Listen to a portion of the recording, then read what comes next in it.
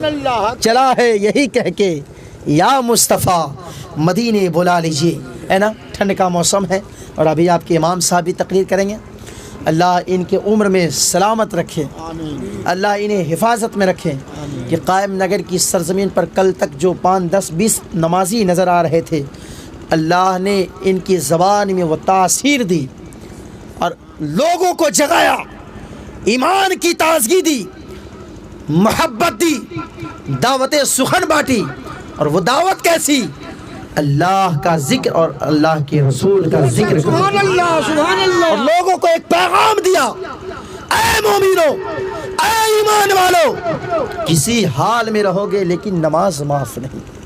اور آج پورے ضلع بھوجپور میں آپ کا گاؤں نمبر 1 پر آ رہا ہے. بے شک حق ہے, سبحان اللہ. آپ کا گاؤں پورا 1 نمبر 1 پر آ رہا ہے.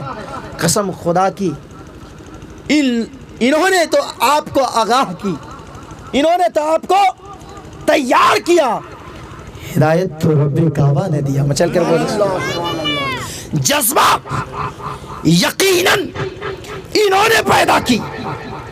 نماز کی شوق, علم, نماز کی فضیلت, نماز کی برکت انہوں نے لوگوں کے دلوں کے اندر جگائی. لیکن ہدایت دینا اس رب کا کام. سبحان اللہ. یہ لوگوں کو آگاہ کرتے رہیں, لوگوں کے دلوں میں محبت رب کعبہ ڈھالتا کہ حق کہہ رہے ہیں میرے امام, میرے ائمہ مساجد صحیح کہہ رہے ہیں کہ یقیناً ہر حال میں رہیں گے لیکن نماز کے بارے میں سب سے 2 منٹ کی گفتگو آپ کے سامنے رکھ دو. یہ نماز ہے کیا؟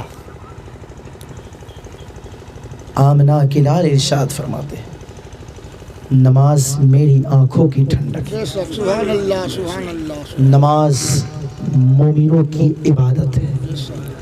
نماز ایمان کی حفاظت ہے.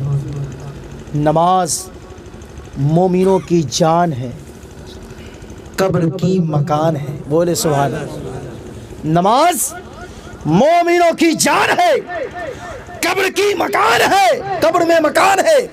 اور بزرگان دین بیان فرماتے ہیں کہ زمین پر کام کرو, زمین کے نیچے آرام کرو.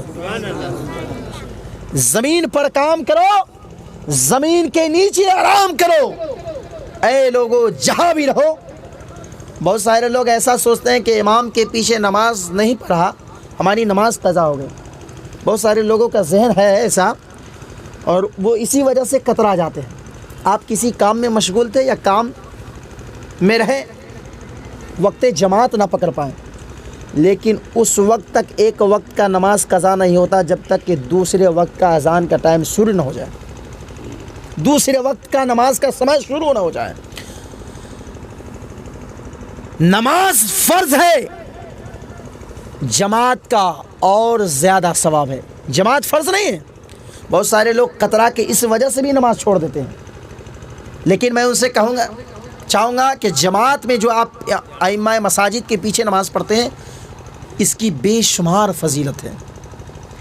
ورنہ مومن کامل پر نماز فرض ہے, جماعت فرض نہیں.